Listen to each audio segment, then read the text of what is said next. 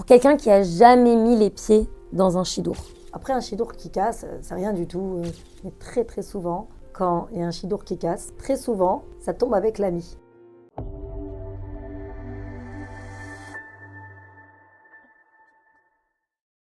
Alors, la première question qu'on se pose toutes, est-ce que finalement il y a plus de filles à marier que de garçons? Dans les chiffres, oui. Un garçon qui arrive en retard au premier chidour, est-ce que c'est éliminatoire? Non, surtout que c'est les filles qui arrivent en retard. Les chidourim, est-ce que c'était mieux avant, Rivka? Sur 20 ans de travail, mieux, c'est pas le mot, mais plus facile. Tu nous expliqueras pourquoi. Un chidour peut marcher même si les parents ne sont pas d'accord. Oui, mais ça dépend de la raison. Est-ce que tu as déjà pleuré à cause d'un chidour qui n'a pas marché? Oui. Est-ce que les chidourim, c'est pour les religieux? Pas forcément. Est-ce que ça t'arrive, Rivka, d'arranger un peu la vérité pour que ça passe? Oui, clairement. Clairement. Est-ce que tu as déjà voulu abandonner cette mission dont on parlait au début? Oui, plusieurs fois. Et dernière question, est-ce que le coup de foudre existe? J'appellerais le coup d'âme, pas de foudre. La foudre, ça fait mal. Le coup d'âme, oui, j'en ai déjà vu et c'est très beau, ça existe. Aujourd'hui, j'ai le plaisir de recevoir une invitée au parcours singulier, dont le rôle est souvent discret, mais essentiel à la création de belles histoires. Elle accompagne, guide et met en lien des personnes à un moment clé de leur vie. Alors plutôt que de la résumer à un titre ou à une fonction, Rivka, j'aimerais beaucoup que ça soit toi aujourd'hui qui te présente avec tes propres mots, ta manière de voir les choses et finalement si tu devais te définir par une chose, sans utiliser d'étiquette précise, comment tu te décrirais? Alors déjà, merci. Merci Lana de m'avoir invitée. Merci à Menora Live de ne pas lâcher et de persévérer et d'évoluer. Alors, c'est Hachem qui a décidé qu'on soit là aujourd'hui. Et je pense que c'était le moment, vu la conjoncture actuelle de la communauté, du besoin de la communauté. Comment je me définis? En fait, c'est un cadeau, c'est un mérite qu'Hachem il m'a donné de pouvoir faire cette mission. Parce qu'on ne peut pas appeler ça un métier. On le fait comme une mission, c'est au service de Dieu. On sait très bien que c'est Dieu qui marie les gens. Hachem, on dit ou Yoshev, mais avec Zivugim. Maintenant, nous, on est des intermédiaires, on essaye de faire des liens, de faire en sorte que les gens se retrouvent et se réunissent. Alors, j'ai plusieurs casquettes, mais la casquette de Chatranit, c'est celle qui prend le plus de place dans ma vie, et ça me travaille même les nuits. Donc, H24, je pense à ça. J'ai donc une autre fonction, donc je travaille dans les écoles avec les enfants et j'ai choisi la maternelle pour regarder le côté un peu naïf, un peu innocent, un peu plus naturel et sans préjugés. Donc voilà, j'enseigne en grande section depuis 20 ans déjà. Et sinon, je suis conférencière, ça c'est ma passion préférée. J'enseigne la Torah parce que la Torah, c'est la vie et sans Torah, j'aurais pas pu faire ce que je fais aujourd'hui avec la même kavana, avec la même intention. Donc voilà comment je peux me définir. Je suis au service de la volonté d'Hachem. Magnifique, merveilleux. Et tout ça, ça te permet de rester aligné avec toi-même et avec ta mission qu'Hachem t'a confiée. Alors, on va passer à une autre partie où tu vas prendre le temps de développer comme tu le sens. Pour quelqu'un qui a jamais mis les pieds dans un chidour. On veut pas la définition du dictionnaire de ce que c'est un chidour. C'est quoi un chidour? Alors un chidour, souvent on pose la question parce que les gens ont peur de rentrer dedans. Alors moi je leur dis c'est une manière cachère de parler avec une fille ou un garçon. Et dans un cadre de kedusha, autorisé. Et ça ne veut pas dire que ça va forcément marcher, mais c'est une rencontre, c'est tout. Peu importe le résultat. Le plus grand souci des gens aujourd'hui, c'est chidour égale mariage. Évidemment, si ça se passe bien, ça finira par un mariage. Mais il ne faut pas avoir peur de rentrer en chidour. Parce que c'est peut-être pas lui, ça sera peut-être pas le prochain, peut-être le troisième. Mais c'est une manière cachère de parler avec un garçon ou une fille. Et alors justement, ton rôle dedans, c'est lequel? Alors mon rôle, c'est de donner la guidance. C'est-à-dire essayer de gérer un peu cette rencontre pour faire en sorte qu'elle n'aille pas nulle part. Parce que souvent, les gens, quand ils se débrouillent un peu tout seuls, alors ça patauge. Et ça tourne un peu dans tous les sens. Et au bout du compte, ils se rendent compte que les questions essentielles, ils ne les ont pas posées. Et quand ils commencent à les poser, ils sont obligés souvent d'arrêter parce que l'essentiel n'a pas été vu. Donc mon rôle, c'est d'essayer de voir est-ce qu'il y a une compatibilité vraie, pas superficielle. Voilà, donc on essaye. Et alors, est-ce que finalement, tout le monde pourrait faire ça? Tout le monde peut se lever un jour et dire « Ah, j'ai une idée, j'ai pensé à lui et à lui ». C'est quoi les résultats souvent de ça? La vérité, c'est qu'on est très surpris. Les idées, tout le monde peut en avoir. Hachem, il a donné la capacité aux êtres humains de créer des liens. Et surtout la femme. La femme, elle c'est sa spécialité, c'est de créer des liens. Les idées, on peut en avoir. Maintenant, tout le sujet, c'est qu'est-ce qu'on va faire avec cette idée. Et parfois, il y a des gens qui ont des idées improbables et qui marchent. Donc, on a besoin de chaque idée bonne à prendre. Maintenant, une fois qu'on a l'idée, qu'est-ce qu'on fait? Alors moi, avec le temps, j'ai appris, je vais pas récupérer les idées des gens parce que le travail, il est énorme derrière. Donc je leur dis, l'idée, elle est excellente. Il faut juste d'abord en parler au garçon. D'abord au garçon. Si le garçon est d'accord, en parler à la fille. Si la fille est d'accord, la personne, elle n'a peut-être pas les outils pour faire ce chidour, Alors après, elle me donne le dossier dans les mains et là, je m'en occupe. Mais je ne vais pas récupérer l'idée à l'état brut. C'est 3 coups de fil à passer et après, moi, je prends le relais. Alors pourquoi commencer déjà par demander aux garçons? Alors moi, là, c'est mon Rav, donc le Rav Asimov, Zichrono Livracha, c'est lui, quand il m'a demandé de faire cette mission, je lui avais demandé comment on procède et il m'a dit de demander toujours au garçon d'abord. Pourquoi? Certainement pour ne pas faire de la peine à la fille, au cas où la fille elle dit oui, le garçon il dit non. Donc c'est Pekiya Bat Israël, c'est un sujet en soi de ne pas faire de peine à une Bat Israël. Malheureusement aujourd'hui, les filles, c'est souvent elles qui disent non, donc elles préfèrent qu'on leur demande à elles d'abord. D'accord. On évolue un peu avec le temps, mais moi je garde ce principe, sauf si la fille, elle préfère quand même que je lui demande à elle. Mais souvent, elle dit oui, et quand le garçon il dit non, elle dit non, mais c'est pas grave s'il dira non, et finalement elle a oui de la peine. Donc je reste sur mes positions qu'il faut demander au garçon d'abord, et après voilà, on avance. Je rebondis sur ce que tu dis. Est-ce que finalement c'est un manque de tsniout, que ça soit la fille qui va demander, qui a repéré un garçon et qui va demander de rencontrer ce garçon-là? Aujourd'hui, tout peut se faire, tout dépend comment ça se fait. Quand une fille elle cherche son mazal, elle le cherche, donc elle doit utiliser les moyens qu'il faut. La tsniout, c'est quand il y a un débordement, quand il y a une provocation. Là, il s'agit de parler, donc au contraire, c'est tout à son honneur d'aller de dire voilà, j'ai une idée, pourquoi pas. Maintenant, il y a des manières de faire. Si elle s'y prend bien, kol hakavod. Après, il faut savoir que dans la Torah, comment c'est écrit. C'est bien de comprendre un peu à l'origine comment c'est écrit. La mitzvah, c'est à l'homme de se marier. La femme n'a pas la mitzvah de se marier. Elle a envie, elle a besoin, mais elle n'a pas la mitzvah. Donc l'homme, il doit aller à partir d'un certain âge. Voilà, dans la Torah, c'est à 18 ans, à la choupa. Donc il doit chercher, il doit faire les démarches qu'il faut pour trouver sa kala, sa femme. Maintenant, si on attend que l'homme il vienne nous chercher, on peut attendre longtemps. Alors la fille, elle peut, elle aussi, chercher de son côté. Elle va tout faire pour essayer de trouver son mazal. Alors la vérité, c'est que la première règle, c'est qu'il n'y a pas de règle. L'essentiel, c'est d'y arriver. Maintenant, quoi, comment, c'est au cas par cas. Donc on peut donner des règles générales, moi comment je vais procéder, mais évidemment qu'il y a des exceptions. Et dans tout ce qu'on va dire dans ce podcast, savoir que c'est 80% des cas. Il n'y a pas de généralité à 100%, ça n'existe pas. Il y aura toujours 20% d'exceptions. Et il y a des personnes qui vont écouter ce podcast et qui vont dire mais moi c'était pas mon cas à moi, c'était pas mon histoire. Alors j'ai envie de vous dire tant mieux, c'est très bien, mais moi les réponses que je donne c'est 80% des cas. Donc quand on dit les hommes, les femmes, voilà, il y a des femmes qui ont un comportement qui sont pas comme la généralité et pourtant ça a marché. Ça c'est comme dans les couples, il y a des fonctionnements de couples qui sont complètement inversés et qui fonctionnent très bien. Mais voilà, dans la majorité des cas c'est mieux de demander au garçon. Le garçon qui dit oui, on demande à la fille, et ben la fille elle a le droit de dire oui ou non. Un garçon, je dis pas qu'il se vexe pas, mais il encaisse mieux. D'accord. Il encaisse mieux et il passe vite à autre chose. La fille, pendant des années, elle peut ne pas se remettre d'un nom qu'elle a reçu. Alors comment toi tu veilles à ce que ça soit fait dans les règles de l'art pour pas que justement il y ait ces vexations, ces choses? J'essaye déjà de... Alors ce que je fais, c'est que moi je vais commencer par les listes des garçons. Quand un garçon il vient me voir, je vais essayer de trouver déjà la fille qui lui corresponde. Alors je vais lui proposer et il va me dire oui, il va me dire non. S'il me dit oui, alors là je vais voir la fille et je vais lui proposer. Donc déjà au moins je viens avec une proposition claire. Parce que souvent les gens ils m'appellent et m'ont dit oui, on m'a parlé d'un tel, on m'a parlé d'un tel. Je lui dis mais ça c'est que des paroles. Et les paroles on va rien faire avec. Donc moi je veux du concret. Quand j'appelle un parent, quand j'appelle une fille, je lui dis voilà, j'ai une proposition pour vous. Vous voulez, renseignez-vous, vous voulez pas, il n'y a pas de problème. Voilà, récemment j'ai cédé. Il y a un garçon qui m'a dit je veux absolument que c'est la fille qui dise oui d'abord. Et si elle dit oui d'abord, j'ai dit ok, mais je vais pas demander à toutes les filles. Je donne 2-3 choix et parmi les 2-3 choix, dis-moi c'est laquelle qui te correspond le plus. Il m'a dit voilà, c'est celle-là qui me correspond le plus. Normalement je devrais dire oui. Donc demande à la fille. J'ai appelé la fille, j'ai bien précisé. Ce n'est pas une proposition, c'est une idée. Le garçon il a dit que normalement ça peut correspondre et à toi de voir. Et donc elle s'est renseignée. Elle m'a dit oui, ça peut correspondre. J'appelle le garçon. J'ai dit bon, j'ai bien précisé que c'était une idée pour ne pas lui faire de la peine. Et le garçon il m'avait dit que normalement c'est oui. Et bien sûr je suis tombée dans le panneau. Donc le garçon il m'a dit je me suis finalement mieux renseignée. Et ben c'est non.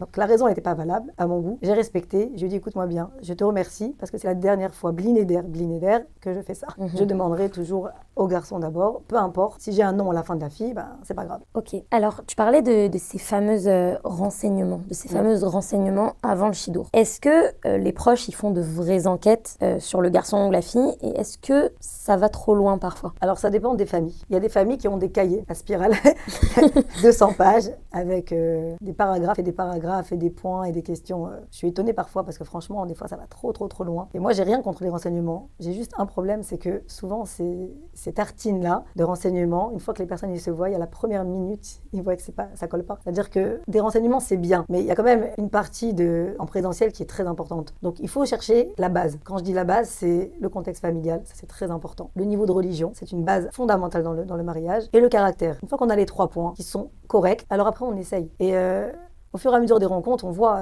combien de fois sur les papiers c'était presque du copier-coller et en vrai ça donne rien du tout. Donc beaucoup de perte de temps. Il y a des parents qui ont fait ça des années et au fur et à mesure maintenant ils me disent bon j'ai compris, ils veulent même plus se renseigner. Ils me disent si l'autre elle est d'accord alors on essaye. Donc il y a une évolution, même eux ils comprennent. Après il y a des gens pour qui ça a marché, tous ces renseignements, et il y a des gens qui ont subi des complications avec d'autres mariages, d'autres enfants, et ils ont dit que si on s'était mieux renseigné, alors on aurait peut-être mieux fait les choses, mais ils se rendent compte que c'est pas parce qu'on se renseigne encore mieux et encore mieux. Vous savez, comme on dit dans le mariage, c'est Rav Shlamé qui disait cette phrase à ma belle-mère. Il disait, il y a ce que tu as entendu, il y a ce que tu vois au moment du shidour, et il y a ce que tu verras. Ce que tu verras, c'est 80%. Waouh. Donc, ce que tu as entendu, c'est peut-être 10. Ce que tu verras, c'est après le mariage. Ce que tu mariage. vois, c'est 10. Ce que tu verras après, c'est 80. Alors, bon, c'est ça le mazal. Le mazal, c'est... faut un courage heureusement qu'il y a une part d'inconnu. Oui. Heureusement qu'il y a une part d'inconnu, et il faut une part d'émouna. Je ne dis pas d'inconscience. C'est de la émouna et c'est du bitachon.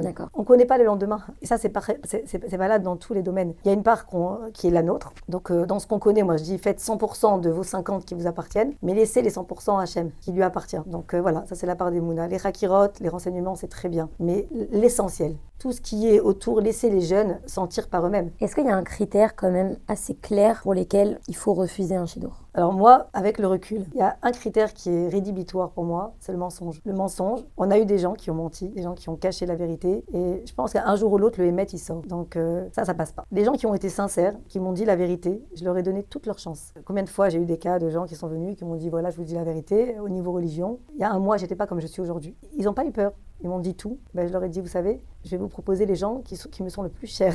Et j'ai présenté des gens de ma famille parce que j'ai trouvé ça tellement noble de leur part de dire la vérité. Cacher la vérité, à quoi ça sert? Ça peut faire que des problèmes. Donc oui, rédhibitoire, c'est quand on se rend compte, par exemple, il y a des Khatan Kala. Même Khatan Kala, il y a des hauts et il y a des bas. Et au fur et à mesure, on sent qu'il y a de la malhonnêteté. Si la personne, elle reconnaît et qu'on peut arranger, on arrange. Mais quand elle ne reconnaît pas, la majorité des cas, ça finit par un divorce.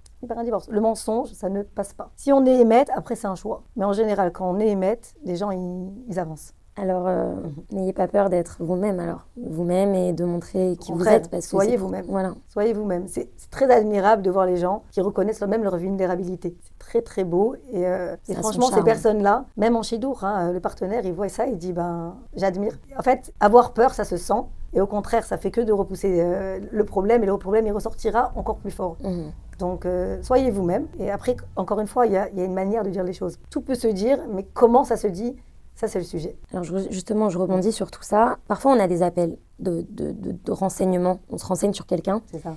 Et si on sait des choses, quelle est la manière de le dire? Est-ce qu'on le dit? Est-ce qu'on se tait? Comment on fait? Alors, ça, c'est la question qui a fait que j'ai failli abandonner maintes fois. Parce qu'évidemment, je suis humaine et je suis tombée dans le panneau combien de fois? Quand on est chatrani et qu'on nous appelle pour un nom qu'on n'a pas proposé. Moi, je leur dis, je ne suis pas un bureau de renseignement et surtout pas un bureau de lachonara. Stop, ça y est. Je suis un bureau de présentation. Donc à partir du moment où ce n'est pas moi qui pense à cette idée, je ne vais pas renseigner les gens, surtout que je ne suis pas à la référence du profil. Donc je dis, écoutez, il y a des références sur le profil, vous appelez les références en question. Moi, je suis juste là pour présenter. Si je n'ai pas eu cette idée, c'est que soit je n'ai pas pensé à cette idée, soit je pensais que ce n'était pas une idée valable. Donc soit vous demandez à la personne qui vous a proposé, soit vous appelez les références. Maintenant, les références en question, quand on les appelle.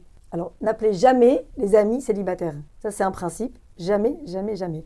Parce que comme elles n'ont pas conscience de ce que c'est le mariage, elles vont aller dire des choses parfois exagérées. Ce qui est vrai parfois, mais ça peut détruire un shidour. Donc il faut bien réfléchir. J'ai vu des cas par exemple, je sais pas, des filles, on les appelle, elles vont aller dire qu'au séminaire, la fille elle était désordonnée, son lit il n'était jamais fait. Des choses que peut-être la fille, à un moment dans sa vie, elle était comme ça.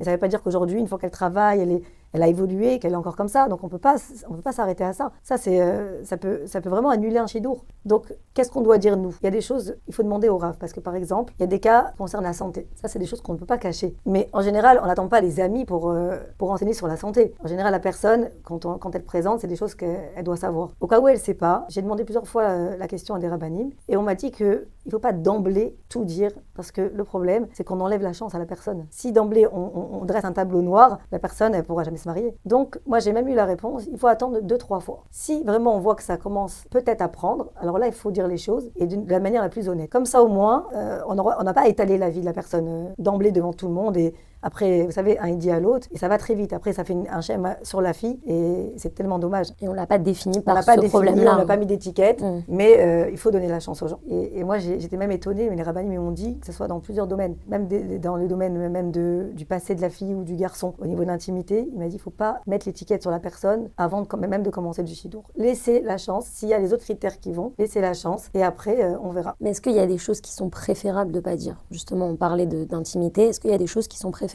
de simplement laisser au passé? Comme je dis, encore une fois, les choses, elles vont se savoir. Elles vont se savoir. Maintenant, quand c'est des cas délicats, il faut appeler le rav avant. Le rav, il doit faire partie d'un shidour. On ne peut pas faire les choses d'une manière spontanée et en pensant que ça va être bien parce que c'est comme ça. Non, le rav, il doit être là. Est-ce que le rav, il va dire? Alors on fait. Et moi, j'ai souvent appelé les rabbinim parce que c'est très délicat. Comme je suis passée par des mauvaises expériences, ça, voilà, les gens, ils acceptent et on avance. Mais en fait, il faut se dire toujours, imaginez, c'était vos enfants. Imaginez, c'était quelqu'un de la famille. Est-ce qu'on aurait dit la même chose? Parfois, on pense pas à ça. Et ça, je leur dis même aux jeunes, quand vous êtes en shidour, les questions que vous allez poser, imagine on te pose cette question-là. Est-ce que tu aurais été à l'aise? Elle me dit non. Je dis, alors non. La base de la Torah, ne fais pas aux autres ce que tu veux pas qu'on te fasse. C'est la base. Et dans le shidour, en fait, le shidour, c'est le berceau de la relation humaine. C'est là où on voit vraiment comment les gens, ils interagissent, etc. Et justement, pour rebondir sur ça, est-ce que tu vois une erreur courante, autant chez les garçons que chez les filles, en shidour qui bloque? Alors c'est très intéressant parce que déjà ça dépend des milieux. Dans certains milieux, et je vais rendre hommage au milieu Chabad, on va parler des garçons. Dans le milieu Chabad, les garçons sont très galants. C'est exceptionnel parce que oui, j'ai vu la différence. Alors j'ai rien contre les autres chitotes, au contraire, mais peut-être le fait qu'ils aient l'habitude de faire Mifsaïm, d'aller tous les vendredis donner les bougies de Shabbat aux femmes et aller mettre les tefilines aux hommes, etc. Ils sont dans cet élan de chesed et de politesse. Donc j'ai très rarement vu des problèmes de galanterie. Ils sont au niveau du paiement à la fin, des boissons, au niveau de raccompagner la fille. Franchement, 98% des cas, ça se passe très bien. Une erreur peut-être qu'on peut dire chez les garçons, c'est qu'ils sont un peu trop directs. Il n'y a pas tellement de filtres. Ils vont voir une fille bailler, et ils vont lui dire « Ah, t'es fatiguée, tu veux qu'on rentre ?» Donc, dans le fond, il n'y a pas de problème, moi j'ai aucun problème avec ça. Ou sinon, ou la maladresse, c'est qu'ils vont même pas se rendre compte qu'elle est fatiguée, ils vont rien dire, ils vont tirer encore 2 heures le shidour. C'est juste un problème de dosage, c'est pas malveillant, mais c'est juste, c'est le côté un peu binaire, quoi. C'est ou noir ou blanc. Ça, alors qu'est-ce qu'on pourrait leur conseiller On pourrait leur conseiller d'être plus attentifs, mais moi j'ai un souci de l'autre côté, c'est que la fille, quand elle baille et qu'il lui dit t'es fatiguée, tu veux qu'on rentre, elle dit non, pas du tout. Mais oui, elle est fatiguée.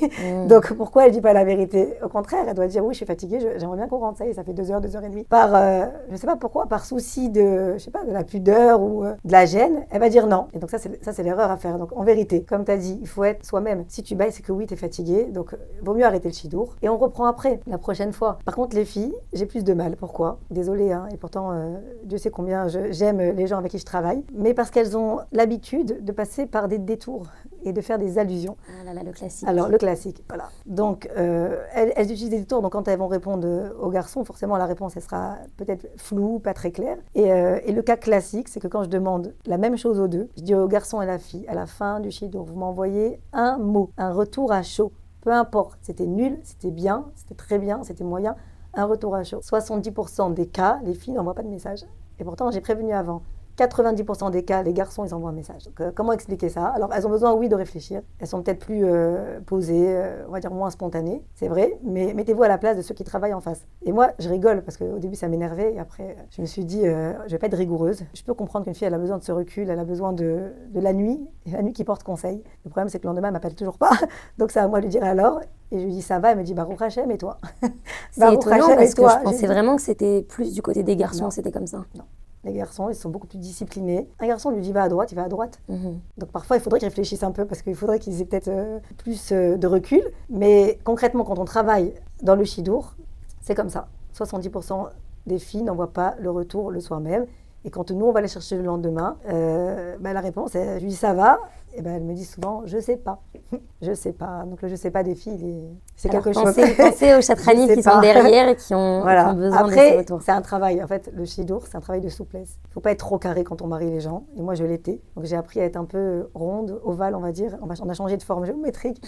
Et il faut s'adapter. Il faut essayer de comprendre les gens. Si cette personne, elle dit je sais pas, c'est parce que oui, elle sait pas et elle n'a pas envie de se prononcer. Et qu'on la cavote pour elle parce que Elle va pas dire oui alors que c'est pas oui. Elle a le droit. Maintenant, moi, en tant que chatranite, quand j'assiste à ça, je lui dis, moi aussi, je sais pas, donc on va voir comment on peut savoir. Et donc, on se pose, on s'assoit, on réfléchit. L'erreur des garçons aussi, vous me parlez d'erreur des garçons, et ça, je sais pas si on peut trouver un remède, c'est que 80% des cas, encore une fois, quand je leur propose une fille, ils regardent la photo et en 2 secondes, c'est oui ou non. On dit un appartement, c'est 12 secondes. Quand on rentre dans un appartement, on sent, allez, s'il nous plaît, en 12 secondes, on a fait le choix. Le chidour, 2 secondes. Et de loin, la photo, même pas de proche. Wow. J'essaye de même pas l'envoyer, je la montre en vrai. Je lui dis, mais t'as rien vu? Ah, c'est pas mon style. Donc ça, oui. Ça, c'est à réfléchir. Et ça, il faudrait revoir toute cette notion de photo. Parfois, voilà, je leur parle de la personne, etc. avant, mais dès qu'ils voient la photo, à la limite, voilà, essayer déjà de voir vraiment les vraies qualités. Et en vrai, ça donne souvent autre chose. Alors, c'est très intéressant de voir cette histoire de photo. C'est que quand j'ai des gens qui me refusent pour une photo, la fois d'après, quand ils veulent enfin la fille a dit non, physiquement, il me plaît pas. Donc, au final... je vais pas dire Mida Kenegan Mida parce que voilà, c'est pas ça, c'est le bon Dieu qui gère. Comme le chidour, c'est un parcours et que moi, donc j'observe ce parcours à distance. Très souvent, ce qu'on fait, on nous le refait. Peut-être pas immédiatement, mais ça vient. Et quand il y a des gens qui sont outrés, ils me disent mais je comprends pas comment cette personne elle ose me faire ça. Je lui dis tu te rappelles pas, il y a 1 an, tu as fait exactement la même chose.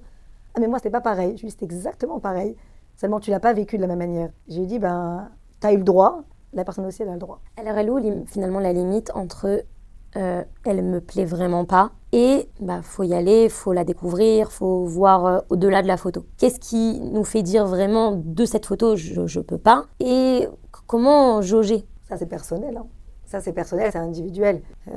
Surtout la beauté, c'est très relatif. Donc ce qui va être bien pour moi, ça va pas être bien pour l'autre. C'est pour ça que moi je pars d'un principe que tout le monde est beau, tout le monde est bien, mais pas tout le monde est compatible. Ça, c'est ma devise. Et parfois, je présente des filles à des garçons ou des garçons à des filles. Et je me dis, bon, je vais me faire tout de suite jeter. Ils vont me dire, c'est aucun rapport. Et je suis étonnée. Ils disent, waouh, mais elle est magnifique, mais il est magnifique. Donc, comme quoi, on ne sait jamais. Je me souviens que tu m'avais donné une image un jour, pendant mes Shidorim justement, où tu m'avais dit, parfois il y a une paire de chaussures en 37 qui est magnifique, elle est super belle, mais tu fais du 38. Ça veut dire toute ta vie, tu vas être serré dans ta chaussure, tu vas pas être bien, Donc la limite, elle est là, comme tu le dis, c'est de se dire à la fois, elle est très bien, mais peut-être pour une autre, peut-être pour un autre. C'est pour ça que quand même, quand on dit des choses sur une personne, il faut faire attention parce qu'en fait, c'est peut-être pas pour toi, mais c'est pour quelqu'un d'autre. Alors toi, tu me parles de l'exemple de la chaussure, tu fais du 38 et tu veux du 37. Dans l'autre sens moi, j'ai envie de te dire, ce que je vois, c'est de l'autre sens. Donc les gens, ils font du 37, ils veulent du 44. Ouais. Donc non, ça sera trop grand et ça sera pas adapté. Le mot du chidour, c'est matim ou lomatim. C'est adapté ou c'est pas adapté. Et toute la question, elle est là. Et alors justement, parfois, on vient avant le chidour avec une checklist. On a notre checklist de il doit faire telle taille, telle mesure, tel niveau de religion. Alors, comment on fait qu'est-ce qu'on fait de cette checklist-là? Alors, moi, j'ai pensé à quelque chose. Et bien sûr, vous allez comprendre l'ironie. J'ai envie d'acheter des miroirs, des miroirs aux gens et de distribuer un miroir à chaque personne avant qu'elle me demande ce qu'elle veut. Donc, la première partie de la rencontre, quand les gens viennent dans mon bureau, je leur dis déjà qui vous êtes. Avant de demander ce que vous voulez. Parce qu'ils commencent déjà, je veux une fille comme ça, comme ça, comme ça, je veux un garçon comme ça. Je dis, détends-toi. Déjà, on va voir qui tu es. Alors, il y a 2 sortes de réactions. Soit ils veulent complètement l'opposé de ce qu'ils sont. Donc là, je leur dis, je veux bien, mais bon, à un moment donné, on va tout faire pour te satisfaire. Mais comment ça se fait que tu demandes l'opposé de toi? C'est aussi une question. Pourquoi? Et la deuxième solution, c'est qu'ils veulent exactement comme eux. Alors, comment faire? Ils me disent, oui, mais les opposés s'attirent. Alors, ça dépend si vous regardez la forme ou le fond. Alors, moi, je leur dis toujours, dans le fond, c'est ceux qui se ressemblent s'assemblent. On est les mêmes dans le fond. Dans la forme, les opposés s'attirent. C'est pas ça que je veux. Et moi, je leur dis, c'est peut-être ça qu'il te faut. Donc, la phrase, c'est peut-être ça qu'il te faut. Alors, au début, c'est très choquant, cette phrase, parce qu'ils disent que je les respecte pas. Et quand finalement, ils se marient, ils m'ont dit, non, mais finalement, tu avais raison. Une question un petit peu plus légère. On a parlé tout à l'heure d'addition. L'addition, elle arrive à la fin. Qui est-ce qui paye, finalement? Alors, encore une fois, c'est une question de culture, de pays. En Israël, par exemple, les gens, ils ne s'assoient pas, ils boivent pas un verre. Ils vont pas boire, ils sont sur un banc. Et c'est une chita, où on n'offre rien jusqu'à que ce soit officiel. En France, le garçon offre une boisson à la fille, voire 2 si elle a soif. Combien de fois on a eu des cas où la fille, elle disait il voyait très bien que je jouais avec ma paille, mais il n'a pas compris que je voulais encore boire. Je lui dis, c'est ta faute, on aurait dû lui dire j'ai soif, je veux boire. Non, mais il aurait dû comprendre. Ok, non, il ne comprend pas. C'est le problème des femmes. Il ne comprend pas. Évidemment que c'est le garçon qui paye. C'est normal, c'est à lui de payer l'addition. Et je vais répéter, dans mes Shidurim, donc comme je leur explique ça avant, mais de base, j'ai jamais eu un problème avec ça. Peut-être un cas sur 1000 rencontres où un garçon il a oublié son portefeuille. Mais bon, ça arrive, voilà. Mais dans d'autres milieux, j'ai très souvent vu où le garçon, à la fin du shidur, il dit « Qui est-ce qui paye ?» Déjà, la question, elle est vraiment déplacée. Et à la fin, il précise « On fait moitié-moitié. » Mais fréquemment, hein. Donc ça, non. Désolée, mais pour les garçons qui m'écoutent, ça, non. Alors, ils disent qu'ils se sont ruinés par les shidurim. J'ai dit oui, mais non. Mais quand on pose cette question, je comprends pourquoi on est ruiné, parce que ça ne peut pas marcher. On est ruiné, donc on recommence et on recommence. On n'est pas obligé de prendre les plus beaux lobbies d'hôtel. On peut prendre un café. Voilà.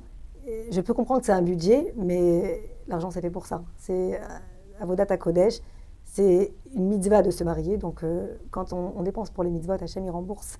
N'ayez pas peur. Magnifique. Alors, pour revenir au premier shidur, est-ce que tu peux nous expliquer c'est quoi l'enjeu de ce premier shidur? C'est quoi les objectifs? Et qu'est-ce qui fait qu'on va continuer ou pas? Le premier shidur, c'est clair, c'est une prise de contact. D'accord. Et je répète, même si c'est très intéressant. Il y en a qui vont dire non, mais c'était tellement intéressant, je vais rester. Je dis non, 2 heures, 2 heures et demie, grand maximum. Pourquoi? Parce que la première fois, on ne connaît rien. Il y a déjà toute une énergie qui est dépensée avec le contact. Déjà, on a vu un visage, on a mis un visage, on a vu une énergie, on a vu un caractère, et tout ça, ça fatigue énormément. Après, moi, je leur demande 3 choses. Une fois que vous avez vu ces 3 choses, après, vous pouvez rentrer chez vous. Le cursus de la personne. Donc, le cursus de chacun, évidemment, 50-50, tout le monde les deux doivent parler. Pas que, c'est pas un monologue, c'est un dialogue. Donc, le cursus, la communauté, à qui ils appartiennent. C'est très important de situer une personne dans son contexte communautaire. Et la famille. Donc, au Hachem, des fois, on a des familles de 12 enfants. Et lui, c'est le dernier de la famille. Donc, chacun est marié avec quelqu'un d'autre. Déjà, ils ont pas mal discuté. Si, quand on sort de la première rencontre, on sait comment elle est la personne, on sait à quelle famille elle appartient, on connaît sa communauté et on connaît son cursus, stop, c'est suffisant. On verra après. Vous savez combien de shidur qui s'arrêtent parce que la première rencontre, ils ont parlé que de problèmes. La phrase clé, quels sont tes défauts? Premier shidur, tu dis quels sont tes défauts? Ne la pose jamais cette question. Tu les verras, ces défauts. Tu n'as pas besoin de lui poser, ça sera flagrant. Mais non, tout ce qui est négatif, enlevé, soyez positif et surtout, voilà. L'idée, c'est vraiment, j'ai besoin de savoir à qui je parle. Quand vous sortez de ce shidur, vous pouvez situer la personne dans son ensemble. Après, on verra. C'est quelque chose où voilà, c'est agréable, où il y a une discussion qui s'instaure, mais... Bien sûr, ça, ces 3 points, c'est dans la discussion. Dans la discussion, vous pouvez parler de l'actualité, mais bon, l'actualité, souvent, pas très agréable. Pas très agréable, oui. La pluie et le beau temps non plus, c'est pas très agréable, surtout quand on habite à Paris et plus souvent. Mais on peut parler de tout. On peut parler des vacances, des fêtes qui arrivent. Et dans tout ça, évidemment, on va placer ces 3 points. Toujours, je leur dis à la première rencontre, déjà, premièrement, arriver avec un sourire, souriez avec les dents, please, souriez, parce que c'est avec un sourire, on donne. N'ayez pas peur, ne pensez pas au résultat. L'enjeu, il est qu'on doit profiter du moment. Ça se passe bien, c'est l'essentiel, peu importe l'issue. Deuxièmement, ne pensez pas à ce résultat, qu'est-ce qui va se passer au pire? Au mieux, ça marche, au pire, c'est une belle rencontre. Voilà. Donc déjà, il faut dédramatiser le shidur. Respirer, c'est rien. C'est un beau moment. Et je leur écris à chaque fois, sachez qu'un shidur, c'est un cadeau. Appréciez le cadeau que Dieu vous fait. C'est pas tous les jours qu'on a une proposition. C'est pas tous les jours qu'on a une belle rencontre. Alors, dites merci Hachem. Faites le Teilim Kouf avant et après. Voilà. Laissez cette part de naturel, cette part où, voilà, oui, Dieu, il m'offre ce cadeau, je l'attrape. Je le saisis, on verra ce qu'on va faire avec. Est-ce qu'on doit quand même avoir cette pensée, cette pression en tête de est-ce que c'est mon mari ou pas? Pas du tout. Voilà. Déjà, on ne se positionne pas du tout avant 6 rencontres. Pour ceux qui l'ont fait avant, tant mieux. Parfois, au bout de 4 fois, les 2, ça va tout seul. Mais moi, je leur dis, écoutez, avant 6 rencontres, je ne veux pas entendre un mot, c'est le bon ou c'est pas le bon. Laissez-vous porter par le shidur. Au bout de 6 fois, on verra. On va discuter, on verra. Et en général, quand c'est ça, au bout de 6 fois, ça se fait naturellement. En général. Après, voilà, il y a des cas particuliers. Mais si on se met la pression du résultat, déjà, on n'est plus nous-mêmes. Et souvent, ça coince. Ça coince parce que le mot pression, il ne doit même pas exister. Donc, ne vous la mettez pas tout seul, moi, je ne vous la mettrai pas. Laissez-vous porter par le shidur. C'est vrai que parfois, on peut avoir certains cas de personnes qui enchaînent en quelque sorte les shidurim et où c'est devenu quelque chose de trop scolaire, en fait, où on passe juste au suivant, en fait. En fait, c'est devenu automatisé. Au suivant. Et quand c'est comme ça, moi, je leur dis, écoutez, faites une pause. Faites-vous coacher et respirez, retrouvez de l'air, retrouvez de l'énergie et vous allez recommencer avec une autre approche. Parce que d'enchaîner les shidur, d'abord, c'est épuisant. Et ça marche pas. Ça marche pas parce que la personne, elle a batterie faible. Et quand on a batterie faible, on n'est pas performant. Au contraire, combien de fois j'ai vu, c'est quand la personne elle s'attendait le moins que le shidur il est arrivé. Quand elle avait dit, écoute, moi j'arrête, ça y est, c'est fini, c'est plus pour moi. Tellement, Si ouais. Dieu veut me marier, ben, il va me marier. Et là, tout d'un coup, il y a une proposition qui arrive, mais elle était tellement pas dans l'optique. plan. Et ben, ça a marché parce qu'elle avait baissé la garde. En fait, le problème, c'est la maîtrise. Ouais. Tu cherches à maîtriser ton mazal, et ben, le mazal, il ne peut pas être maîtrisé. Ouais. Parce que le mazal, c'est quelque chose qui coule. Ça vient de nos ailes. Et quand ça coule, tu ne peux pas maîtriser quelque chose qui coule. Donc, laisse couler, c'est le secret. Alors justement, pour rebondir à ça, est-ce que toi, ça t'arrive de faire face à des profils où il faut dire juste, là, il y a besoin d'avoir un accompagnement plus personnel, plus individuel, de rediriger vers des personnes qui sont compétentes, des psychologues, où là, en fait, tu as besoin de te construire encore? De plus en plus. C'est-à-dire que ce qui se passe, c'est qu'on commence le shidour, ça se passe bien. Et à un moment donné, il y a quelque chose qui coince. Peu importe si c'est un blocage, si c'est une peur, une angoisse. Il y a deux solutions. Soit on se transforme, nous, en coach, en psy, en thérapeute, etc. Finalement, on change. Et c'est un autre travail, là. C'est pas pareil. Et aujourd'hui, il y a des chatranites qui sont coachs. Donc, elles font 2 en 1. Moi, j'ai refusé de faire ça. Donc, ce que je fais aujourd'hui, c'est que je stoppe le shidour et j'oriente vers une kinésiologue, peu importe le thérapeute que la personne aura choisi. Et on arrête. La personne, elle a son suivi, elle essaye d'enlever ses blocages, etc. Et si éventuellement la personne, elle est libre, là, on reprend. L'erreur que j'ai faite jusqu'à maintenant, c'est qu'on continue le shidour pendant la thérapie. Et donc, la personne en face, elle attendait. La personne qui devait enlever son blocage, elle était pressée parce qu'en fait, il fallait qu'elle enlève son blocage parce que l'autre attend. Et ça a été une erreur. Trop de pression. Donc aujourd'hui, ce qu'on fait, c'est qu'on arrête tout.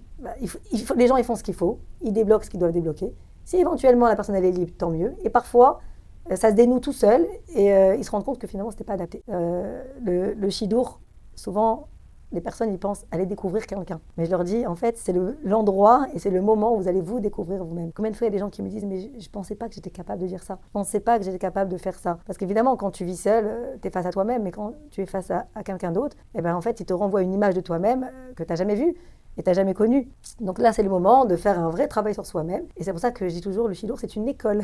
On apprend mieux que tout, que nulle part ailleurs. Donc c'est une très belle expérience. Et c'est pour ça qu'il ne faut pas avoir peur de sortir en shidour. Pas avec n'importe quelle proposition, pas avec toutes les propositions qu'on a. Mais déjà, je leur dis à l'veille que vous en ayez beaucoup, pourvu. Et quand vous en avez, réfléchissez, est-ce que ça vaut le coup ou pas? Si je vous dis encore une fois, il y a les 3 éléments fondamentaux qui sont corrects, allez-y, découvrez. Et vous allez apprendre à vous découvrir encore un peu mieux. Et au final, quand vous allez la voir, vous allez vous dire, c'est parce que je suis passée par tous ces shidorim-là que j'ai eu mon mazal. Et c'est très souvent la phrase qu'on a. Donc je leur dis à tous ceux qui ont dit non, par exemple, avant, ou qui ont dit tu es très bien, mais ça ne correspond pas, ça c'est la phrase clé. Je dis, tu lui dis merci. Je dis, ouais, mais je suis vexée. Tu lui dis merci parce que ça fait partie de ton parcours et un jour tu comprendras. Ça, c'est super important de le préciser. Merci beaucoup, Rivka. Mais qu'est-ce que tu réponds aux personnes qui vont te dire j'ai l'impression que faire ce lâcher-prise pendant le shidour, ça me rend vulnérable. Et parfois, en fait, c'est des personnes qui, comme on a dit, qui enchaînent et qui ont peur d'être déçues et qui en ont marre d'être déçues. Donc, comment on leur répond à ces personnes-là? En fait, l'idée du shidour, c'est pas de la performance. On n'attend pas un résultat, c'est pas un concours, il n'y a pas de... Voilà, on va mettre une médaille à personne. Si les gens, ils ont compris qu'il n'y a pas de médaille au bout, que c'est une histoire, c'est ta propre histoire que tu es en train de construire, eh ben, automatiquement, ils lâchent. C'est naturel. L'enjeu, il est où? L'enjeu, il est qu'on veut le bonheur de chacun. Donc, si tu veux ton propre bonheur, ne te mets pas de pression et ne cherche pas ni à convaincre quelqu'un. Ça adhère ou ça adhère pas. On sait très bien, voilà, la marmite et le couvercle, les 2 pièces du puzzle, la clé dans la serrure, la chaussure dans le pied. Combien d'images on peut avoir sur le mazal? Donc, si ça coince trop, ça coince trop. Lâchez. Et peut-être que, vous savez, des fois, on veut rentrer une clé dans une serrure, mais la clé, elle rentre. Le problème, c'est qu'on est tellement nerveux qu'on n'arrive pas à la faire rentrer. Donc, lâche la clé, détends-toi, sois moins nerveux, et après, la clé, elle rentrera. Donc parfois, il faut juste prendre ce recul. Ce qui est sûr, c'est que la pression, le stress, tout ce qu'on peut se mettre comme frein, c'est contre nous. Donc, en fait, c'est un conditionnement. Il faut rentrer en shidour en se disant, c'est une belle chose. Voilà, le côté positif, j'ai pas peur. Et toujours s'en remettre à Hachem, c'est Hachem qui me fait ce cadeau. Et avoir en tête que c'est très beau. C'est très beau un shidour, c'est magnifique. Voilà, il n'y a pas de performance. C'est où c'est ça, ou c'est pas ça. Alors là, on a parlé de quand ça vient de l'intérieur. Mais quand les pressions, elles viennent de l'extérieur, des parents, de la famille, de l'entourage, comment on fait quand parfois... Est-ce que tu as déjà vu, par exemple, un match parfait, mais que juste ça a été complètement gâché par les parents qui se mêlent, qui interviennent, qui conseillent, mais mal? Alors, aujourd'hui déjà, Baruch Hashem, les enfants, ils ont plus le mot à dire. Donc, les parents, ils écoutent beaucoup plus les enfants qu'à l'époque. Ok. Déjà, donc c'est une bonne chose. Ensuite, le match parfait n'existe pas. C'est-à-dire quand tu dis match parfait, ça veut dire oui, ça aurait pu coller. Si les parents ils voient leur enfant qui rentre avec un grand sourire, etc., normalement, il n'y a pas de raison. Les parents ils veulent le bonheur des enfants, il n'y a pas de raison qu'ils empêchent. À quel moment j'ai vu où ça a bugué, c'est ils se sont, oui, fiancés, mais au moment des préparatifs du mariage. Et ça, c'est terrible. Alors, ils vont s'arrêter à des détails, à des fleurs, à des problèmes d'argent, à des problèmes de caractère, etc. Et parfois, le couple, il lâche parce que c'est trop dur. Il y a des vraies incompatibilités entre les familles. Donc, ça a des répercussions. Ça, on peut le voir avant ou c'est que pendant? Ça, c'est vu. Non, on ne peut pas le voir avant parce qu'avant, les parents ne sont pas en contact. Donc, c'est aux parents d'être intelligents. Alors, on a eu des mariages qui ont été faits malgré le comportement des parents, mais parce que ça a été pris en main par des rabbinim et qui ont parlé aux parents et qui ont dit ça, vous laissez de côté, vous ne vous mêlez pas, laissez le couple s'en sortir. Et les parents, même s'ils ne se sont pas parlé pendant très longtemps, et jusqu'à la Brit Mila, où ils se sont revus, c'est pas grave. Mais on n'empêche pas un mariage. Donc en fait, tout dépend des raisons. Des pressions extérieures, il y a des parents qui ont un sixième sens. Et oui, ils ont raison de se mêler parce que parfois, ils voient ce que l'enfant ne voit pas. Donc des parents bienveillants, normalement, on les écoute. Donc il faut juger.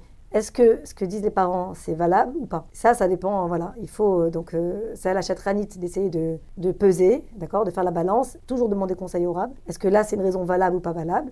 Et ensemble, on voit. Mais on ne va pas gâcher un mariage parce que les parents, ils ont du caractère. Non, ça, c'est sûr que non. Mais voilà, en tout cas, c'est une bonne chose de voir qu'aujourd'hui, souvent, les parents, ils me disent qu'ils ont, parfois pas des bonnes relations avec leurs enfants. Donc, ils me disent, je te fais confiance, occupe-toi de ce chidour et Mazal Tov, si ça, ils se plaisent, alors tant mieux, nous, on veut leur bonheur.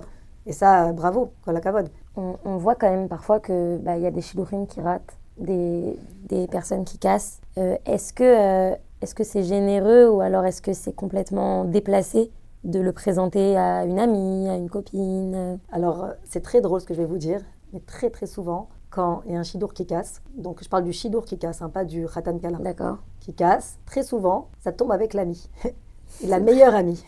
Et moi, je leur dis, c'est pas grave s'il tombe avec ta meilleure amie.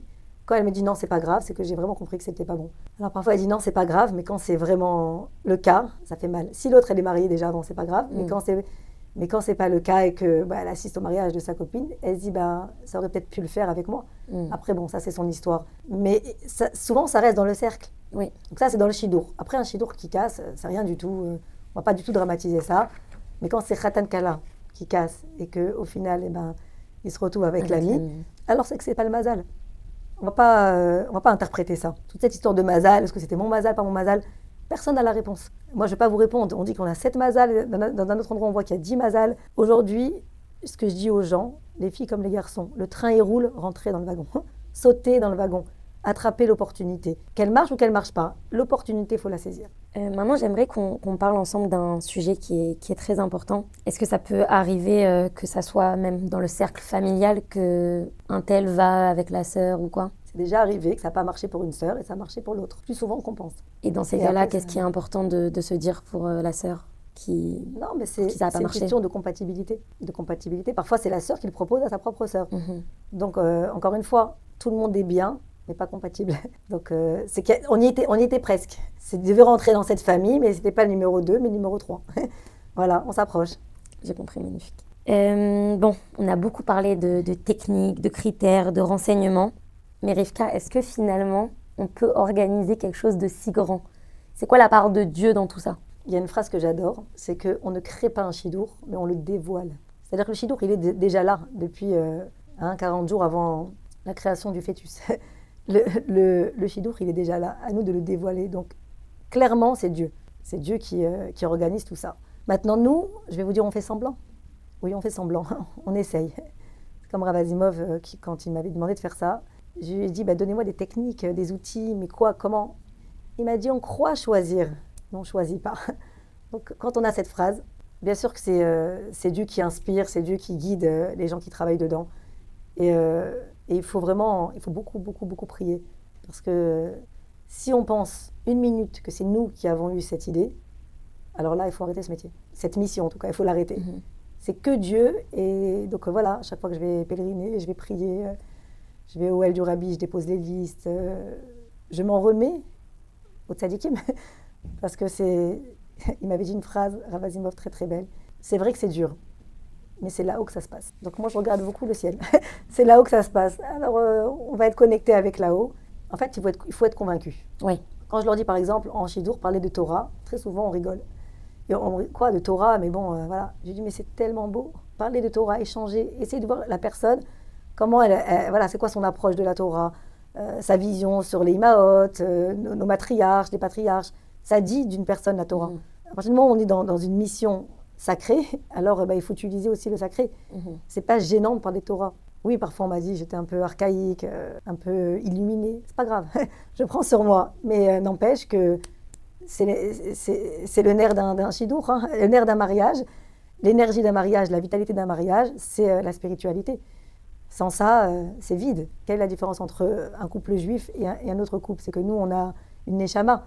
Donc, il faut parler de cette neshama, il faut essayer de voir si les neshamot, elles sont compatibles. Et pour ça, on est obligé de s'élever, de voir à un autre niveau. On ne peut pas rester au premier degré. Justement, j'allais te demander, parfois on a l'impression que ça tourne en rond. Allez, ça y est, j'ai fait le tour. Il n'y a pas plus que ça. Je ne sens pas ce petit truc.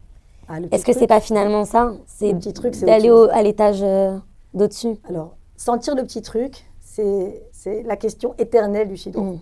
Ok, c'est quoi le petit truc? En fait, le petit truc, c'est l'adhérence. Est-ce que ça adhère ou pas? Forcer le petit truc, non. Dire que ça viendra après, c'est faux. Il faut qu'il y ait Techilat Mishichat Alev. Il faut qu'il y ait un début d'attirance. Il faut que quand on soit avec la personne, il n'y ait pas de gêne, qu'on soit à l'aise et qu'on soit bien. Même si on ne parle pas pendant un quart d'heure, le fameux blanc, c'est pas grave. On sera à l'aise et qu'il n'y a rien qui va nous déranger. Maintenant, ce fameux déclic, en fait, c'est la question auquel on n'aura jamais de réponse. Est-ce qu'on peut le créer? Oui et non. D'accord. Oui et non. Ça dépend pour qui, ça dépend comment, ça dépend ce que vous avez envie de créer, ça dépend comment on voit ce déclic, ça dépend c'est quoi notre référence à nous. Si vos références, c'est les films, oubliez parce que ce que vous voyez dans les films, c'est pas des couples. C'est le mari de l'un et la femme de l'autre. Donc, tout est faux. Si vous voyez comme référence des couples qui ont eu 50 années de bonheur et vous leur demandez à vous c'était quoi le déclic, alors oui, vous pouvez vous inspirer de ces couples-là. Mais inspirez-vous des couples qui marchent et qui sont vrais. Qui sont réels, c'est ça. Voilà. Maintenant, Rivka, je voudrais qu'on prenne ce temps pour les couples, pour les personnes qui essayent et qui ont que échec sur échec, qui voient tout le monde autour d'eux, qui commencent à se marier, à avoir des enfants, à avancer. Comment on peut leur donner encore de l'espoir à ces personnes? Alors déjà, ce qui est très important, c'est de les comprendre. Tant que les personnes ne sont pas passées par là, elles ne peuvent pas comprendre ce que c'est. Moi, je vois beaucoup de détresse à ce niveau-là. La base, c'est de dire « j'essaye de te comprendre ». Déjà, la personne, elle se sent en confiance. Donner de l'espoir, moi, ma phrase clé, c'est « Akol od efshari ». Tout est encore possible. Tant qu'il y a de la vie, il y a de l'espoir. L'espoir, c'est déjà de garder la volonté de s'accrocher. Pour ça, il faut être très bien entouré.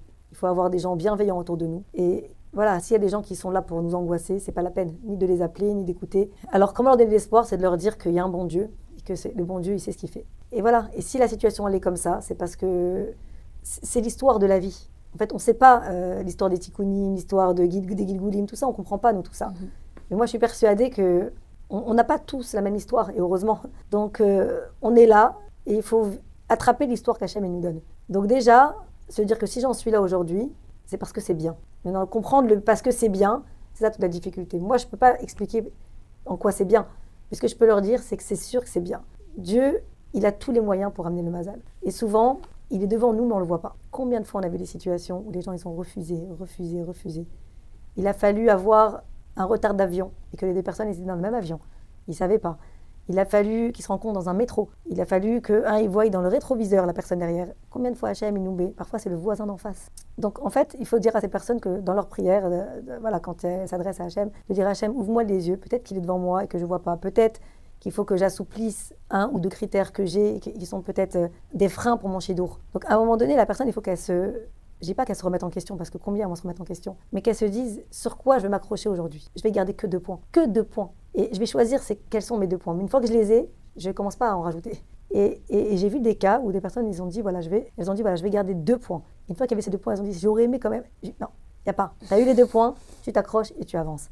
Je n'ose pas imaginer les nuits que ces personnes elles passent, parce que voilà, la solitude, c'est très dur. Et encore une fois, c'est que des personnes qui sont passées par là qui peuvent donner le courage à d'autres. Donc, je suis admirative parfois quand je vois que des filles qui ont atteint un certain âge, eh ben voilà, un chidour n'a pas marché, elle propose à une autre copine, elles se retrouvent entre elles. Et il y a beaucoup d'Avat Israël dans ce domaine-là. Qu'est-ce que je peux leur dire? Moi, je peux leur dire d'essayer de comprendre, peut-être en tout cas de se dire que c'est bien, et essayer de toujours voir loin. Que si Hachem il nous a mis là, c'est pas pour nous embêter. C'est parce que peut-être il nous évite quelque chose de pire. Peut-être que j'essaye de trouver des choses. Après, c'est pas moi de leur dire, c'est à elles-mêmes de comprendre. Mais j'ai vu des gens qui se sont mariés tard, entre guillemets, par rapport à la norme, mais qui ont été très heureux. Il y en a d'autres qui ont des parcours où ils se marient jeunes, ils se marient 2, 3 fois. Donc Hachem, il sait combien on est prêt à supporter. L'essentiel, c'est de s'accrocher aux gens bienveillants et aux gens qui vont nous donner la lueur d'espoir. Donc peut-être, nous, en tant que chatranites, on devrait faire un effort de contacter plus ces personnes-là. Et parfois, voilà, j'essaye, mais après, voilà, dans la limite du temps que j'ai, de temps en temps, d'envoyer un message, de dire, voilà, je pense très fort à toi. Et je sais que ça leur fait énormément plaisir parce qu'elles disent, bah, ouais, je ne suis pas seule. Une fois, il y a un papa qui m'a dit, vous ne pensez plus à mes enfants, c'est fini, pourquoi vous ne m'appelez plus? Et moi, je lui ai dit, je vous assure, je vous appelle ce dimanche. Il m'a dit, mais pourquoi? Je lui ai dit, pour une proposition. Maintenant, je n'avais pas de proposition. Mais j'ai dit la phrase qu'il voulait entendre. Dans la minute qui suivait, j'ai une proposition pour sa fille. Wow. Je l'ai appelé, il m'a dit, mais vous m'avez dit ce dimanche. J'ai dit non. Hachem, il a entendu. Parce que quand je vois ça, je dis, Hachem, envoie-lui, essaye de répondre à ce alors de ce parent. Et le chidour, il a marché. La force de la tfila et... En fait, il faut la parole positive, encourager. Il faut même dire que cette personne, elle est Kala déjà. Ouais. Allez, elle est Kala. Tu verras, dans l'année, tu vas trouver. Quand j'ai des parents qui ont 3 filles à marier, je leur dis, tu verras, cette année, tu marieras les 3. Alors, elle me dit, ah non, 2, ça va aller. Non, 3, tu marieras les 3. Oui, mais c'est trop cher. Hachem, il te donnera le robinet d'argent qui va avec. Je lui dis Amen. Et tu dis 3 fois Amen pour chaque enfant.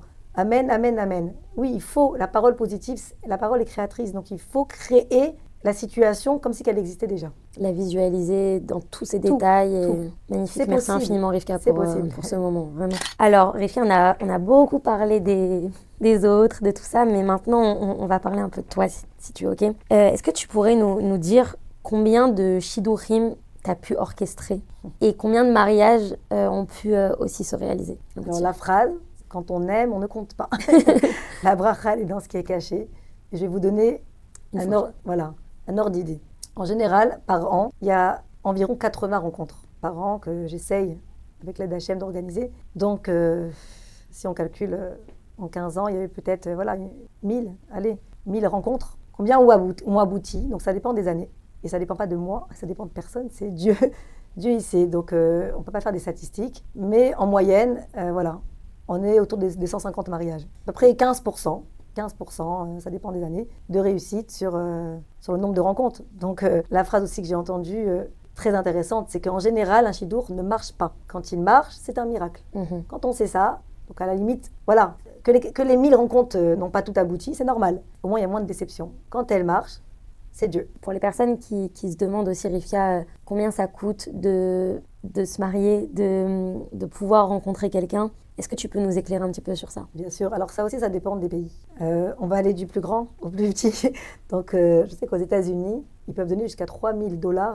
En Israël, les gens n'ont pas beaucoup d'argent, mais ils donnent $1000 par famille. En France, aujourd'hui, on est en moyenne entre 500 et 1000 euros par famille. Voilà, c'est une moyenne qu'on s'est fixée et donc ça dépend des familles. Évidemment, quand on sait que les gens n'ont pas les moyens, on ne va pas du tout imposer cette somme. C'est très intéressant de voir que ce n'est pas forcément ceux qui ont les moyens qui payent. Et au contraire, voilà, c'est pas une règle. C'est très touchant de voir que les gens, ils économisent sous par sous pour pouvoir payer le chatran. Donc on doit accepter. C'est écrit dans le Shulchan Aruch, ça s'appelle Dmei Shatranout. Et donc c'est une reconnaissance pour les personnes, c'est même une ségoula, c'est même une bracha pour la vie du couple après, pour leur shalom bayit, etc. Voilà, donc ça c'est et c'est une somme qu'on donne au chatran, à celui qui a pensé à l'idée. Ça souvent, je sais que c'est une question qui est posée. Alors voilà, quand il y a plusieurs acteurs dans le shidour, j'avais posé la question en Israël comment ça marche. Donc on donne 30% à la personne qui a eu l'idée et 70% à la personne qui met en place le shidour. Pour la question finale, j'aimerais qu'on fasse un petit point. Si quelqu'un veut te contacter, comment on fait? Est-ce que tu peux joindre ton numéro de téléphone, une adresse mail? On va aussi pouvoir parler ensemble d'un sujet qui est important aussi à ce moment-là. Donc voilà, je te laisse la parole. Donc il y a un numéro de téléphone qu'on vous donnera. Vous pouvez appeler, prendre rendez-vous, vous venez au bureau, on fait connaissance et vous rentrez dans le circuit. Aujourd'hui, il y a un nouveau logiciel qui est sorti qui s'appelle Chabad Match francophone. Donc c'est pour les francophones du monde entier. Et donc il y a des chatraniotes qui travaillent derrière, des chatranim, et il y a toute une équipe professionnelle qui est derrière. Et ça donnera la chance à beaucoup plus de personnes déjà d'ouvrir des horizons et de multiplier les chances pour faire des shidurim. Alors kol hakavod à Chabad Match, à Menorah Live d'avoir créé donc cet outil, parce que je suis sûre et certaine que ça va augmenter les shidduchim et qu'on aura énormément de réussite. Aujourd'hui, il faut utiliser tous les moyens. Même si on sait que c'est Hachem, mais on doit taper à toutes les portes. On m'a souvent demandé c'est quoi le mariage le plus improbable que j'ai pu voir dans ma carrière de shidduchim. Il y en a eu plein. Et la vérité, ils sont tous très beaux et un jour, j'aimerais bien écrire un livre parce que chaque shidduch a son histoire. Il y en a un qui me vient comme ça, qui était incroyable. C'est qu'il y a une maman qui me demandait souvent de marier son fils. On proposait des shidduchim et des idées, mais ça ne correspondait pas. Et un vendredi matin, elle m'envoie un message que j'ai pas pu lire, mais j'ai vu que son nom s'est affiché. Et je me suis dit, donc j'étais dans ma cuisine, je me suis dit, à mon avis, c'est pour marier son fils. Donc il faut que je trouve quelqu'un là. Il faut que je trouve quelqu'un parce que je vais la rappeler dimanche, mais voilà, parfois on n'est pas inspiré. C'est comme ça. Donc j'ai dit Hachem, voilà. Même quand je suis dans ma cuisine, je dis Hachem, trouve-moi quelqu'un adapté à cette personne. Et vendredi soir, avec la fatigue de la semaine, je fais un rêve. Et là, je rêve une voix qui me dit un tel pour un tel. Voilà, ça m'était jamais arrivé dans toute ma carrière. Et je me dis, mais quel rapport les deux? Et là, je vois les deux visages, un côte à côte, les deux côte à côte, et je dis, mais tiens, ils se ressemblent. Et on dirait qu'ils ont la même tête, c'est incroyable. Et après, je me réveille, je me suis dit, j'ai dû trop manger. La veille vendredi soir où je devais vraiment être fatiguée. Non, après tout, je vois pas, voilà, quel rapport et tout, mais c'est passé. Finalement, j'ai eu la mère dimanche et elle me dit alors, t'as quelqu'un pour mon fils? Je lui dis écoute, je sais pas si tu crois aux rêves, moi j'y crois plus. Voilà, je crois plus aux signes, je crois plus à rien. Ça veut dire que je crois pas à tout ça, je suis terre à terre. Je travaille avec des gens, des humains, terre à terre. Après coup, on peut tout expliquer. Avant coup, je veux rien expliquer. Et je veux plus voir de signes nulle part parce qu'après, on fait des liens et après, on peut être déçu. Donc je lui ai dit, écoute, tu crois aux rêves? Elle m'a dit non. J'ai dit, mais c'est vendredi soir, j'ai rêvé. Elle m'a dit, bon, comme c'est vendredi soir, je vais croire à ton rêve. Elle m'a dit, c'est quoi ton rêve? Donc je lui ai raconté le rêve. Elle m'a dit, tu sais quoi? Je vais y croire. Donc elle s'est renseignée. Et donc elle m'a dit, oui, ça peut correspondre. Et bon, on a fait le shidduch. Et aujourd'hui, ils ont un petit enfant. Ils ont une petite fille, ils sont mariés. Bah, au Hachem, ils sont très heureux. Donc c'était improbable parce qu'en fait là, c'est vraiment la clé de l'histoire. La clé de tout ce podcast, c'est de nous dire, il faut arrêter de se prendre au sérieux en fait. Laissez la part à Dieu. Et Hachem, s'il veut mettre dans la tête de quelqu'un de vous marier, il mettra dans la tête de quelqu'un. S'il veut que ça soit quelqu'un qui passe devant vous, bah, ça passera devant vous. Il a 10 000 moyens. Shlomo Ameler, il a voulu enfermer sa fille dans ce donjon pour ne pas qu'elle tombe sur ce monsieur. Et finalement, Hachem, il a amené ce monsieur dans une carcasse et ils se sont mariés. Donc si ça doit passer par un rêve, ça passera par un rêve. Si ça doit passer par... peu importe le moyen. Yesh Arbe Shluchim Lamakom. Faisons-lui confiance, c'est une question d'émouna, c'est une question de bitachon, et c'est magnifique. Voilà, donc l'improbabilité. Une autre histoire qui me vient aussi, parce que c'est très intéressant les histoires, c'est quand une personne, elle vient me dire ah, tu sais, je connais telle personne et elle m'a dit qu'elle voulait se marier. Vraiment, il faut lui trouver quelqu'un. Donc moi, j'ai une idée pour cette personne, donc je l'appelle. Elle me dit, je n'ai jamais dit que je voulais me marier, jamais. Mais j'ai dit, bon, elle a peut-être inventé, je sais pas moi, en tout cas, c'est venu à moi. Mais bon, quand vous me proposez quelqu'un de valable, alors je vais peut-être essayer, mais en fait, je voulais pas me marier. Et ça marche. Et quand ça a marché, je vais voir l'intermédiaire, je lui dis, tu sais, c'est grâce à toi qu'ils se sont mariés. Pourquoi? Mais tu m'as dit qu'il t'avait dit qu'il voulait se marier. Il me dit, mais il m'a jamais dit ça. Donc en fait, à ce moment-là, Chémi lui a fait dire, va lui dire à Rivka qu'il veut se marier. Personne n'a compris, qui a crié, tout le monde a cru entendre des choses, et au final ça s'est fait. Une autre histoire, et je finirai avec ça, c'est des erreurs. Elles sont incroyables, les erreurs. Un jour, donc on a eu ce qu'on appelle, vous savez, aujourd'hui, les fameuses histoires des shidduchs réchauffés. Donc on sort avec une personne, ça marche pas. Quelques temps après, ça marche. On a eu une histoire comme ça, 3 ans, ça a duré. 3 ans après, on a réchauffé le plat, et il était meilleur. Donc ça a marché. Donc une fois, ça partait d'une erreur. Donc on avait fait un shidduch et donc il n'avait pas marché, clair et net, ça devait pas être ça. Et donc une fois, donc on a pensé à un autre garçon pour la fille et je me suis trompée, j'ai appelé le premier. J'ai appelé le premier avec qui elle était sortie en shidduch. Oh. Et en parlant, je dis mais à qui je parle là? À qui je parle? Et il me dit ben non, je suis déjà sortie en shidduch avec elle. Je dis bon, c'est Hashgacha Pratit, donc c'est Hachem qui a voulu. Et si on recommençait? Il me dit non mais on a vu que c'était pas pour moi. Et si on recommençait? Elle dit non, je veux plus ce protocole. Hein. Je dis non, pas de protocole. Un banc, rien. Si tu veux, tu achètes une canette de coca, mais un banc et c'est tout. Bon, un banc, d'accord, mais on ne dit pas aux parents. Hein. Je dis, on ne dit pas aux parents. Un banc et on recommence. Et aujourd'hui, ils sont mariés, ils ont une famille nombreuse, au Hachem. Donc c'est parti d'une erreur téléphonique. Donc il n'y a pas d'erreur, d'accord? Il n'y a pas d'erreur. Tout est juste, tout est parfait. Dans ce monde, tout est millimétré. Hachem, il guide les pas de l'homme. Hachem, il guide les paroles de l'homme. Faisons-lui confiance. C'est lui qui dirige. Et quand on a cet état d'esprit, ça marche. Et est-ce que pour finir, est-ce que quand on est sous contrôle et qu'on cherche à contrôler tout, on enlève finalement la magie, la part de Dieu dans tout ça? Tu veux contrôler 90%, tu laisses que 10 à Dieu. Tu veux contrôler 40%, tu laisses 60 à Dieu. Chacun sa part. Et on est très touché par les gens qui appellent et qui s'inscrivent. Moi, quand j'ai des enfants qui m'appellent tout seuls et ils me disent voilà, mes parents, ils ne s'occupent pas vraiment, donc j'ai envie de me marier, je trouve ça tellement beau. Vous savez, on tape aux portes, on ne sait pas laquelle va s'ouvrir. Et c'est souvent celle qu'on s'attend le moins. Et comme je leur dis, le khatan, il viendra peut-être par la plus petite porte, mais elle s'ouvrira. Magnifique. Merci infiniment, Rivka. Pour le mot de la fin, après toutes ces années, tous ces shidduchim, toutes ces histoires, est-ce que tu peux nous transmettre qu'est-ce que tu as compris aujourd'hui sur les gens, sur les shidduchim, et qu'est-ce que tu n'avais pas compris au début? J'ai appris. Donc je remercie toutes les personnes dont je me suis occupée parce que j'ai beaucoup appris des personnes, même des filles qui sont indécises et même des filles qui me disent je sais pas. D'elles aussi j'ai appris. En fait, j'ai appris l'humain et j'aime l'humain. Donc pour ça, il faut aimer l'humain sous toutes ses facettes. On dit que l'être humain, il a été créé à l'image de Dieu, Betselem Elohim. Donc quelque part, quand on touche à l'humain, on touche à la Neshama et on touche aussi au divin. Tous les jours, j'apprends et je remercie chaque personne, quelle qu'elle soit, avec qui j'ai travaillé. Ce que j'ai appris aussi, c'est à prendre beaucoup de recul, beaucoup de recul, et à mettre moins mes émotions dans les shidduchim que je vis. C'est pas que je suis devenue insensible, c'est que j'ai compris qu'à un moment donné, il faut mettre un gilet pare-balles. Voilà, et c'est la prière que j'ai fait quand j'ai voulu arrêter.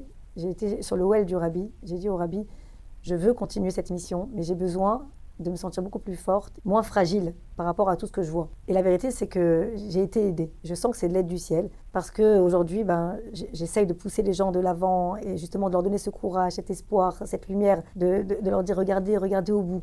Donc si Hachem m'a donné cette force d'encourager les gens et de leur donner cette énergie, c'est que c'est oui une mission. Voilà, et j'ai pas fini d'apprendre. Je pense que c'est l'histoire d'une vie entière. Et plus on prend de l'âge et plus on se bonifie, on se raffine. En fait, voir l'autre comme celui qui va t'apporter plus, celui à qui tu vas donner. Donc quand les gens ils me disent merci de m'avoir aidé à amener mon mazal, je dis vous imaginez pas le cadeau que vous m'avez fait de voir ce que fait Dieu depuis la création du monde. Il n'y a pas plus beau que de voir ça. Quand on me dit c'est quoi le plus beau moment d'un shidour, alors moi j'ai utilisé cette expression quand la mayonnaise elle prend. on peut mettre 10 personnes à faire une mayonnaise, on peut avoir les mêmes ingrédients.